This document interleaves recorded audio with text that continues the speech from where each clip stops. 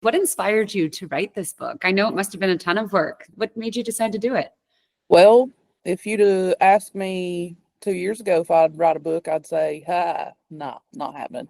But it makes sense to me now. Well, and then of course when I started writing it, they call it, the kids say, sliding into DMs, like on my Instagram and on my social media platforms and stuff. I would get a lot of folks who would send me questions about mushroom hunting, and they were all very repetitive, frequently asked question type things. So I thought to myself, what if I did a workshop that compiled all these FAQs from the people to address that? So I offered that workshop. It's called Mushrooming 101. I offered that virtually and in person, and it was a big hit, and a lot of people really liked it.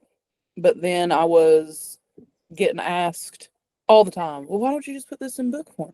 Why don't you write a book? And again, me, simple little holler babies like, me, published author, what? But then I did get approached by my publisher, and they talked with me and asked if I'd be interested in doing the mushroom how-to / field guide. And I was like, well, I actually kind of already have the template because I've been doing this workshop. So it's just my workshop on steroids, this book is, because if I brought you to my workshop and wanted to go through this much stuff, you'd be there for a full weekend, like 24 hours, no sleep every day workshop. I really wanted to help beginner level people who might see this hobby as intimidating or scary and take the fear out of it and make it fun and attainable, because it's a very down to earth hobby. It doesn't need to be so scary. I mean, there are things, of course, that you need to know what not to do as well, which is covered,